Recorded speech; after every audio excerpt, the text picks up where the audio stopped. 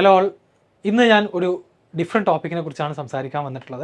7th-ലും 8th-ലൊക്കെ CBSE സ്കൂളുകളിൽ പഠിക്കുന്ന കുട്ടികളും പാരൻസും ഈ ഒരു സമയമാകുമ്പോൾ ആലോചിക്കുന്ന ഒരു കാര്യമാണ് CBSEയിൽ നിന്ന് സ്റ്റേറ്റ് സിലബസിലേക്ക് സ്വിച്ച് ചെയ്യണോ വേണ്ടയോ എന്നുള്ളത്.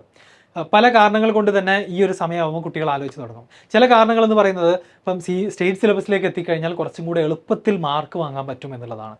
ബോർഡ് എക്സാമുകൾ ഈസിയാണ്, 10ാം ക്ലാസ്സിലെ എക്സാം ഈസിയാണ്, +2 എക്സാമും ഈസിയാണ്.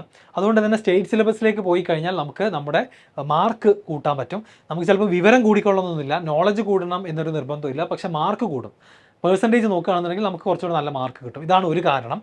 രണ്ടാമതായിട്ട് ഇപ്പോൾ +1-ൽ നമുക്കറിയാം ഗവൺമെൻറ്റിൻ്റെ എയ്ഡഡ് സ്കൂളുകളിൽ ഫീസ് വളരെ കുറവാണ്, ഫീസ് ഇല്ല എന്ന് തന്നെ പറയാം ഗവൺമെൻറ് സ്കൂളുകളൊക്കെ പഠിക്കാൻ വേണ്ടിയിട്ട്. അപ്പോൾ അങ്ങനെ പോകുകയാണെന്നുണ്ടെങ്കിൽ നമുക്ക് ഫീസ് ലാഭിക്കാം എന്നുള്ളതാണ് മറ്റൊരു റീസൺ CBSEയിൽ നിന്ന് മറ്റ് സ്കൂളുകളിലേക്ക്, സ്റ്റേറ്റ് സ്കൂളുകളിലേക്ക് പോകുന്നതിൻ്റെ മറ്റൊരു കാരണം. ഇനി സ്റ്റേറ്റിൽ തന്നെ പ്രൈവറ്റ് സ്കൂളുകളിലേക്ക് പോകുന്ന ആളുകളുണ്ട്, അവിടെ ഡെഫിനറ്റ്ലി ഫീസ് ഉണ്ടായിരിക്കും. അപ്പോൾ ഇതിന് എൻ്റെ ഒരു കാഴ്ചപ്പാടാണ് എനിക്ക് ഷെയർ ചെയ്യാനുള്ളത്. എന്താണ് ഇതുകൊണ്ടുണ്ടാകുന്ന അഡ്വാൻറ്റേജസ്, ഡിസഡ്വാൻറ്റേജസ് എന്താണ്, ഇതാണ് ഡിസ്കസ് ചെയ്യാൻ പോകുന്നത്. ഫസ്റ്റ് ഓഫ് ഓൾ, ഞാൻ 7th വരെ CBSE പഠിച്ചിട്ട് പിന്നെ 8th സ്റ്റേറ്റ് സിലബസിലേക്ക് പോയ ഒരാളാണ്. അപ്പോൾ എൻ്റെ ഒരു എക്സ്പീരിയൻസ് കൂടെ ഞാൻ ഷെയർ ചെയ്യാം. ആദ്യമായിട്ട് എനിക്ക് പറയാനുള്ളത്, ഈ രണ്ട് സിലബസുകളുടെ വ്യത്യാസം എന്താണെന്ന് ചോദിച്ചു കഴിഞ്ഞാൽ, CBSE സിലബസ് നമുക്കറിയാം ഓൾ ഇന്ത്യ ഒരുപാട് സ്കൂളുകളിൽ അഡോപ്റ്റ് ചെയ്തിട്ടുള്ള സെൻട്രൽ സിലബസ് ആണ്. ഒരുപാട് സ്കൂളുകളിൽ എന്ന് മാത്രമല്ല ഒരുപാട് എക്സാമുകളുടെയും ബേസ് എന്താണ് CBSEയുടെ NCERT കരിക്കുലമാണ്. ഓക്കെ, അതായത് 8, 9, 10-ൽ തന്നെ ഒരു ഓൾ ഇന്ത്യ ലെവലിൽ നടക്കുന്ന എല്ലാ കോമ്പറ്റേറ്റീവ് എക്സാംസിൻ്റെയും ബേസ് എന്ന് പറയുന്നത് CBSE സിലബസ് ആണ്. ഇനി +1, +2 കഴിഞ്ഞിട്ടുള്ള നീറ്റ്, JEE പോലുള്ള എക്സാമ്പിൾ എടുക്കുകയാണെന്നുണ്ടെങ്കിലൊക്കെ NCERT കരിക്കുലം തന്നെയാണ് എന്ത് ചെയ്യുന്നത്, ഇതിനും ഫോളോ ചെയ്യുന്നത്. അപ്പോൾ ഇനി അങ്ങോട്ടും അത് അങ്ങനെ തന്നെ ആയിരിക്കും. കാരണം ഓൾ ഇന്ത്യ ലെവലിൽ ഒരു എക്സാം നടത്തണമെന്നുണ്ടെങ്കിൽ ആ ഓൾ ഇന്ത്യ ലെവലിൽ ഏറ്റവും കൂടുതൽ കുട്ടികൾ പഠിക്കുന്ന സിലബസ് ചൂസ് ചെയ്യാനേ കഴിയുള്ളൂ. അതെന്താണ്? അത് NCERT കരിക്കുലം തന്നെയാണ്.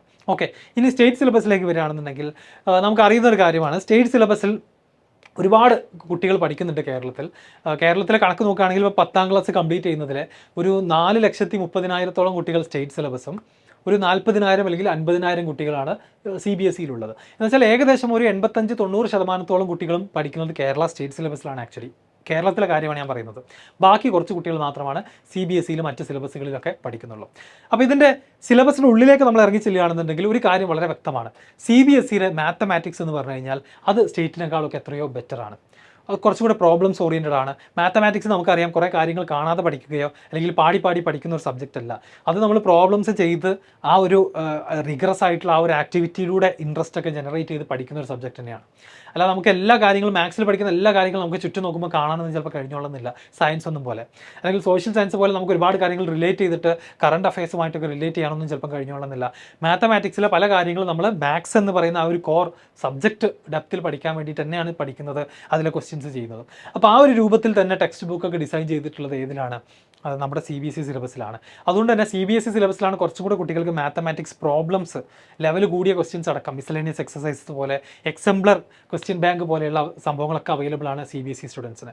സ്വാഭാവികമായിട്ടും നമ്മൾ +1, +2 കഴിഞ്ഞിട്ടുള്ള കേരളത്തിലെ JEE നീറ്റിൻ്റെ ഒക്കെ റിസൾട്ട് എടുത്ത് നോക്കുകയാണെന്നുണ്ടെങ്കിൽ ഇത്രയും കുറച്ച് കുട്ടികൾ, ഞാൻ നേരത്തെ പറഞ്ഞ പോലെ കുറച്ച് കുട്ടികളാണ് CBSE കേരളത്തിൽ പഠിക്കുന്നത്. എന്നിട്ടും കൂടെ പകുതിയിൽ കൂടുതൽ JEE നീറ്റിലും സക്സസ്ഫുൾ ആവുന്നത് CBSE സ്റ്റുഡൻസ് ആണ്. അപ്പോൾ ഇതിന് റീസൺ ഇത് തന്നെ ആയിരിക്കണം.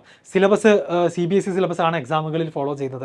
CBSE സിലബസ് കുറച്ചും കൂടെ പ്രോബ്ലംസ് എല്ലാം സോൾവ് ചെയ്യാൻ കുട്ടികളെ ഹെൽപ്പ് ചെയ്യുന്നുണ്ട്, കുറച്ചുകൂടെ പ്രാക്ടീസ് കുട്ടികൾക്ക് കിട്ടുന്നുണ്ട്. ഈ റീസൺ തന്നെ ആയിരിക്കാം.